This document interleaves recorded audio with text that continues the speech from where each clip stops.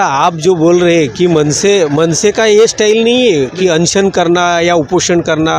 मनसे का स्टाइल अलग है। ये जो महानगर पालिका के जो अधिकारी है ये इतने निगरगट्ट है कि इन लोगों को ये ऐसा अनशन इनको नहीं है। इनको एक तो हमारे मराठी में कहावत है, बाप दाखवाने तो श्राद्ध घाला। हमारे जो जिलाध्यक्ष अविनाश जाधव साहब, उनको मेरी ये हालत देखी नहीं जा रही थी। मुझे पहले दिन ही मिलने आए थे। उन्होंने बोला था कि ये सब मत कर, ये अपना स्टाइल नहीं है। फिर आज इवनिंग में हमारे खासदार डॉक्टर हेमंत सावरा जी आए थे और आमदार राजन नाइक साहब आए थे।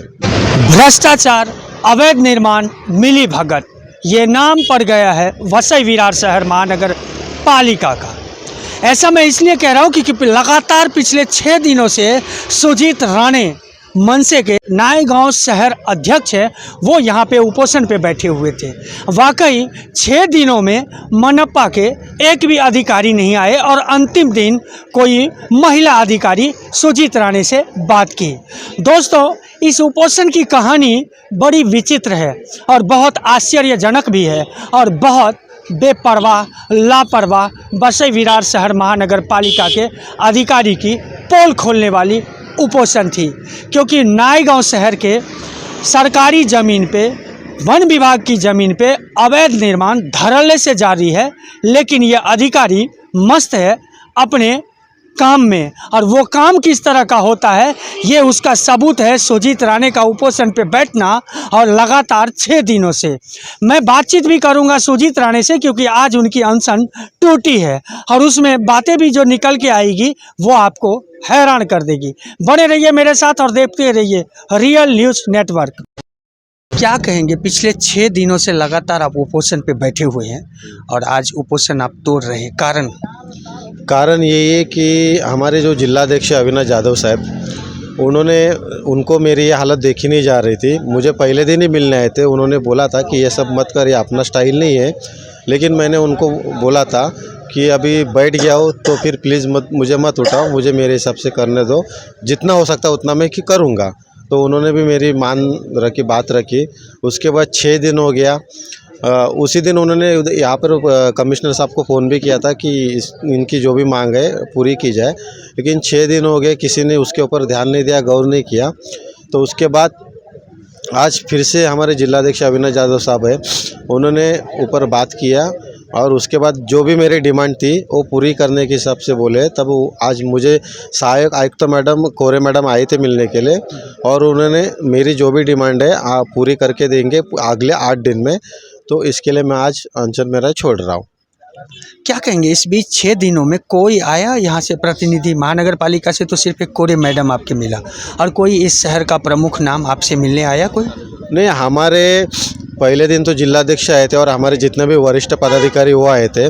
उसके बाद आज हमारे लोकसभा अध्यक्ष जयेंद्र पाटिल साहब और हमारे तालुका अध्यक्ष ठाकुर साहब आए मुझे मिलने के लिए।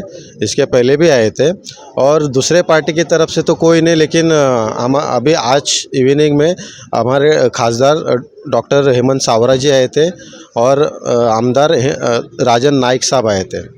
क्या कुछ आपको सलाह दी, सजेशन दिया कुछ? उनको भी मैं नायगांव के बारे में सब बता दिया। तो उनको भी लगा कि कुछ गलत हो रहा है। मैंने भी उनको बोला कि कुछ ध्यान दे दो, यहाँ पे बहुत कुछ गलत हो रहा है, अवैध बांधकाम चल रहा है, तो उसके ऊपर थोड़ा कार्रवाई करने के लिए बोल दो। यहाँ के अधिकारी है भ्रष्ट अधिकारी, उनके ऊपर कार्रवाई करने के लिए मैंने उनको बोला। तो उन्होंने मुझे बोला है कि कल आमदार और खासदार दोनों को एक प्रॉपर लेटर ड्राफ्ट करने के लिए, उसके बाद हम लोग उसके ऊपर एक्शन लेंगे। ये वसई विरार शहर में शायद पहली घटना है कि उपोषण पे बैठे हैं आपके पदाधिकारी। मनसे का ये तो पहले से भी पहचान नहीं रही है। वसई विरार शहर में आज से 8 दिन पहले एक मनसे पदाधिकारी को ऑटो ड्राइवर ने मारा था। क्या कहेंगे, मनसे को अपना जो लक्ष्य है, जो उसकी स्टाइल है वो नहीं दिखती है? नहीं, कैसा आप जो बोल रहे हैं कि मनसे का ये स्टाइल नहीं है कि अनशन करना या उपोषण करना। मनसे का स्टाइल अलग है। समझो, अभी वसई विरार शहर महानगर पालिका क्षेत्र में जितने भी अनलीगल जो बांधकाम चालू है वो भी सरकारी आरक्षित भूखंड पे, वो सब तोड़ने के लिए महाराष्ट्र नवनिर्माण सेना के वती ने यहाँ से आज जभी से मतलब पक्ष की जहाँ स्थापना हुई तभी से हम लोग यहाँ पे पाठपुरा कर रहे हैं और हम लोगों ने बहुत से आंदोलन भी किए। आप जो बोल रहे कि आंदोलन नहीं किए, बहुत आंदोलन किए, लेकिन ये जो महानगर पालिका के जो अधिकारी है ये इतने निगरगट्ट है कि इन लोगों को ये ऐसा अनशन मेंशन इनको नहीं है। इनको एक तो हमारे मराठी में कहावत आहे, बाप दाखवा नाही तर श्राद्ध घाला, ही स्टाईलच आम्हाला ही अवलंबावी लागेल।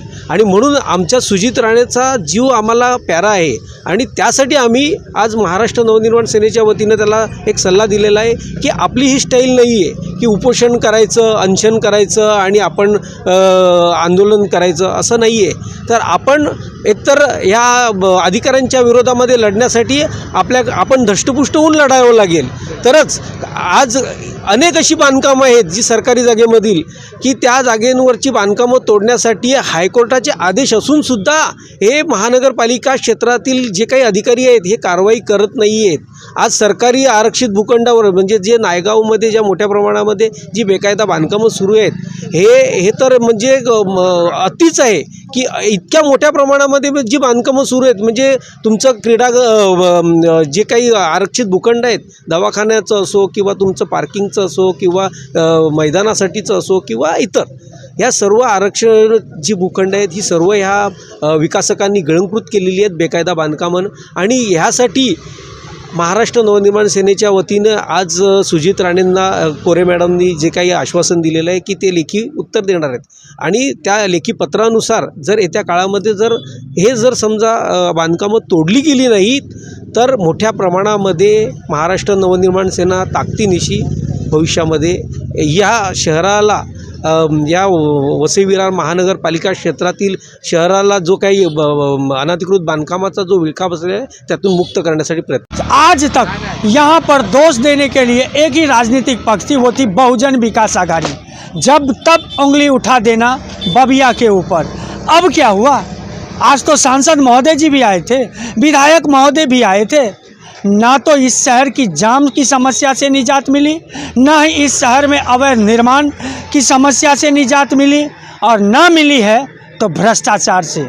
दोस्तों, आपको क्या लगता है जिस तरह से आज ये उपोषण और अनशन जो खत्म हुआ है और यहाँ सांसद महोदय और विधायक महोदय आए, लेकिन वो आश्वासन दे करके गए हैं या फिर जो कुछ इंटरनली बातचीत हो वही बता के गए हैं, लेकिन कार्रवाई कब होगा?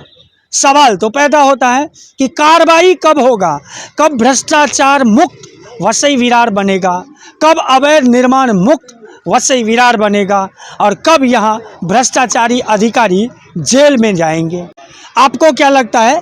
कमेंट्स बॉक्स में ज़रूर लिखें और हमारे रियल न्यूज़ नेटवर्क को लाइक, सब्सक्राइब और शेयर करना ना भूलें।